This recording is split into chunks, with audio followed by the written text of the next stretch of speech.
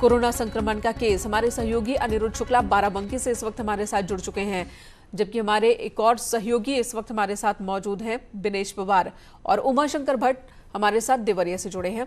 एक एक कर सभी के पास चलेंगे। सबसे पहले अनिरुद्ध का रुख कर लेते हैं। अनिरुद्ध, संख्या जो है कोरोना केसेस की वो बढ़ती जा रही है। इस वक्त बाराबंकी की अगर हम बात करें तो क्या है हालात? देखिए, मैंने कहा मैं बताना चाहूँगा कि अभी तक की अगर बात करी जाए तो 128 जो हैं वो पॉजिटिव केसेस बाराबंकी में हैं। और जैसा कि बीते दिनों प्रवासी मजदूरों का जो आवागमन हुआ है, उससे प्रवासी मजदूरों के संक्रमित होने की सबसे ज़्यादा संख्या इन आंकड़ों में है।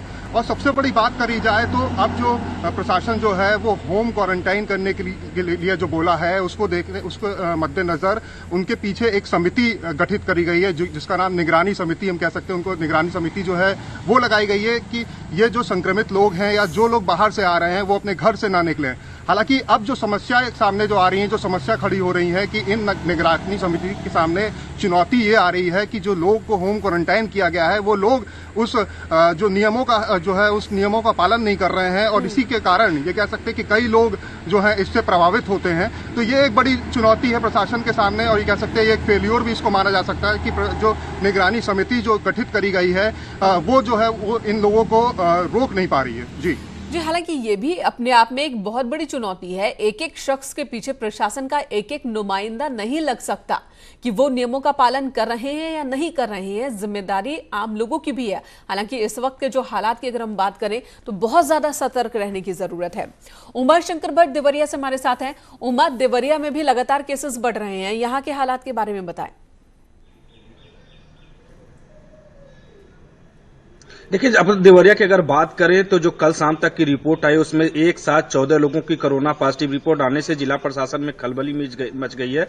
और अभी तक 52 कोरोना पॉजिटिव मरीज देवरिया जिले में आ चुके हैं और इन सभी को बीआरडी मेडिकल कॉलेज में भर्ती कराया गया। हालांकि तकरीबन 5 जो ऐसे मरीज हैं जिनको जिला प्रशासन और वहां के प्रशासन ने डिस्चार्ज कर दिया है। तो इस प्रकार से देखा जाए तो 47 देवरिया जिले में एक्टिव केस है। अगर हम प्रवासी मजदूरों की बात करें तो उमाशंकर, जो 14 नए केसेस आए वो सभी एक ही इलाके के हैं, अलग अलग इलाके के हैं, क्या है इस बारे में जानकारी?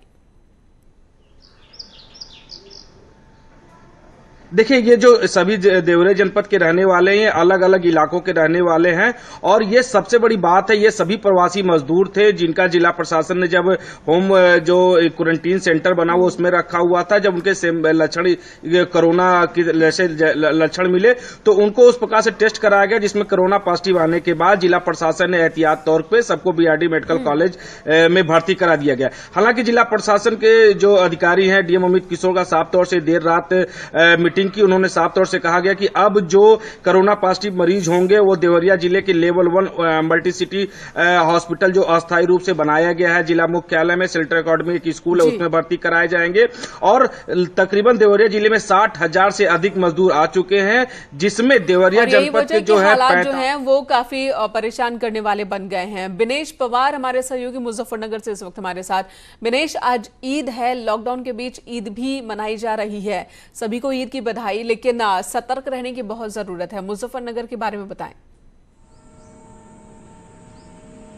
देखिए, मुजफ्फरनगर में अगर बात करें तो अभी तक 21 केस सामने आए हैं, जिसमें से कल शाम की जो रिपोर्ट आई थी उसमें 6 केस पॉजिटिव आए। इससे पहले मुजफ्फरनगर में 24 केस थे, जिसके बाद वो सभी ठीक हो गए, यानी मुजफ्फरनगर कोरोना मुक्त हुआ। लेकिन उसके बाद से फिर लगातार 2 से 3 लगातार बढ़ते रहे केस, और कल अंततः 6 केस आने पर 21 संख्या दोबारा हो गई है। इसके अलावा अगर मुजफ्फरनगर की बात करें तो मुजफ्फरनगर में कल एक स्पेशल ट्रेन भी मुजफ्फरनगर पहुंची थी, जिसमें तकरीबन 1100 प्रवासी मजदूर थे और जिनको कई घंटे तक प्रक्रिया चली, जिनका चेकअप हुआ। चेकअप के बाद यहां से बस के द्वारा सड़क द्वारा उनके जनपदों तक भिजवा दिया गया है। चूंकि मुजफ्फरनगर में लगातार प्रवासी मजदूरों का आना और सड़क के माध्यम से भी जारी है, चाहे वो अपनी साइकिल के माध्यम से या पैदल चलकर पहुंच रहे हैं। लेकिन प्रशासनिक स्तर पर उसकी तैयारियां पूरी तरह की हुई है। मुजफ्फरनगर के जो बैंक्वेट हॉल हैं उनको उसमें रोका जा रहा है, और वहां से रोकने के बाद उनकी एक पूरी लिस्ट बनाई जा रही है।